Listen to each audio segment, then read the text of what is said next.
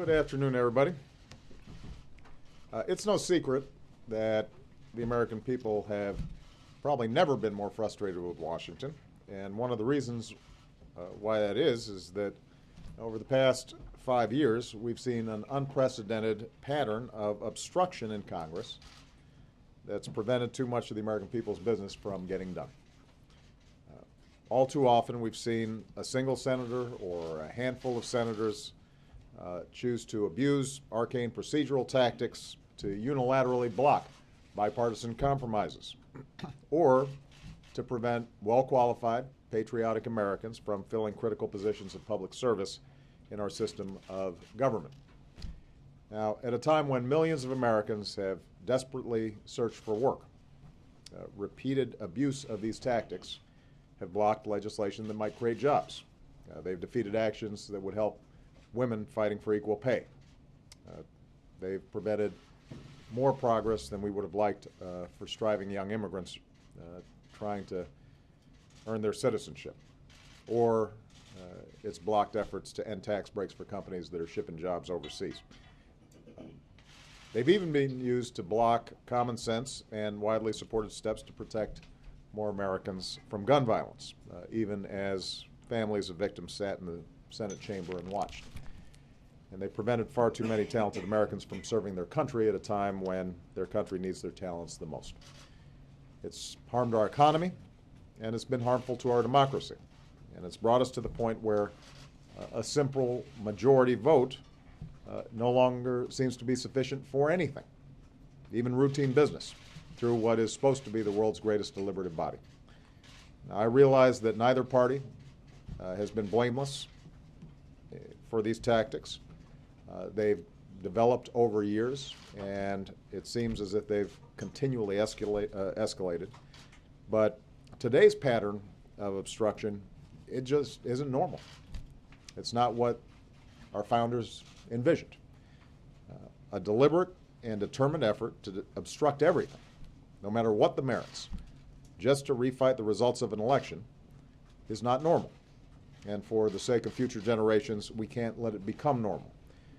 So, I support the step a majority of senators today took to change the way that Washington is doing business, more specifically the way the Senate does business. What a majority of senators determined by Senate rule is that they would restore the long-standing tradition of considering judicial and public service nominations on a more routine basis. And here's why this is important. One of a president's constitutional responsibilities is to nominate Americans to positions within the executive and judicial branches.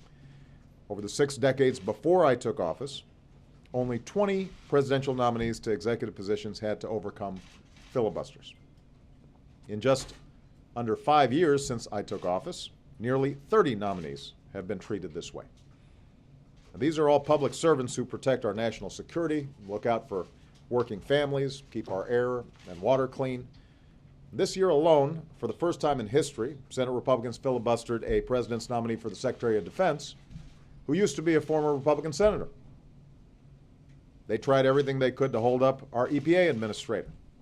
They blocked our nominee for our top housing regulator at a time when we need more help for more families to afford a home and prevent what has caused mortgage meltdowns from happening again.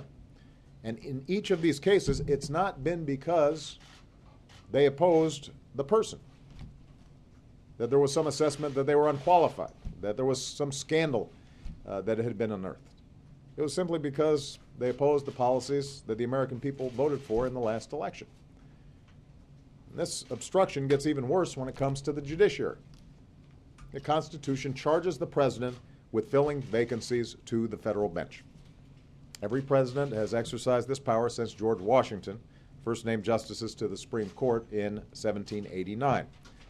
But my judicial nominees have waited nearly 2.5 times longer to receive yes or no votes on the Senate floor than those of President Bush. And the ones who eventually do get a vote generally are confirmed with little, if any, dissent. So this isn't obstruction on substance, on qualifications. It's just to gum up the works. And this gridlock in Congress, causes gridlock in much of our criminal and civil justice systems. You've seen judges across the country, including a Bush-appointed Chief Justice of the Supreme Court, say these are vital vacancies that need to be filled. And this gridlock has not served the cause of justice. In fact, it's undermined it. Over the past 3 weeks, Senate Republicans again denied a yes or no vote on 3 highly qualified Americans to fill 3 vacancies on the nation's second highest court, even though they have the support of a majority of senators. 4 of President Bush's 6 nominees to this court were confirmed. 4 out of 5 of my nominees to this court have been obstructed. So the vote today, I think, is an indication that a majority of senators believe, as I believe, that enough is enough. The American people's business is far too important to keep falling prey day after day to Washington politics. I'm a former senator. So is my vice president.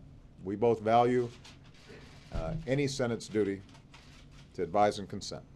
It's important, and we take that very seriously. But a few now refuse to treat that duty of advise and consent with the respect that it deserves. It's no longer used in a responsible way to govern. It's rather used as a reckless and relentless tool to grind all business to a halt, and that's not what our founders intended. And it's certainly not what our country needs right now. And I just want to remind everybody, what's at stake here is not my ability to fulfill my constitutional duty. What's at stake is the ability of any president to fulfill his or her constitutional duty. You know, public service is not a game, it is a privilege, and the consequences of action or inaction are very real. The American people deserve better than politicians who run for election telling them how terrible government is and then devoting their time in elected office to trying to make government not work as often as possible. Now, I want to be clear. The Senate has actually done some good bipartisan work this year. Bipartisan majorities have passed common sense legislation to fix our broken immigration system and upgrade our courts, our ports. It's passed a farm bill that helps rural communities and vulnerable Americans. It's passed legislation that would protect Americans from being fired based on their sexual orientation. So we know that there are folks there, Republican and Democrat, who want to get things done. And frankly, privately, they've expressed to me their recognition that the system in the Senate had broken down, and what used to be a sporadic exercise of the filibuster had gotten completely out of hand. I believe, I'm confident that that spirit will have a little more space now. I want us to make sure that we can do more work together to grow the economy and to create jobs. And if there are differences in the Senate, then debates should be had. People should vote their conscience. They should vote on behalf of their constituents. But they should vote. That's what they're there to do. And ultimately, if you've got a majority of folks who believe in something, then it should be able to pass. You know, Americans work hard, they do their jobs, and they expect the same from everybody who got sent here. And as long as I have the privilege of being in this office, I'll keep working as hard as I know how to make sure that the economy is growing and we're creating good jobs and we're widening prosperity and opportunity for everybody. And I know that that's what the majority of folks in the Senate believe as well. But the gears of government have to work. And the step that the majority of senators took today, I think will help make those gears work just a little bit better. Thanks very much, everybody. And now Josh will answer all your questions.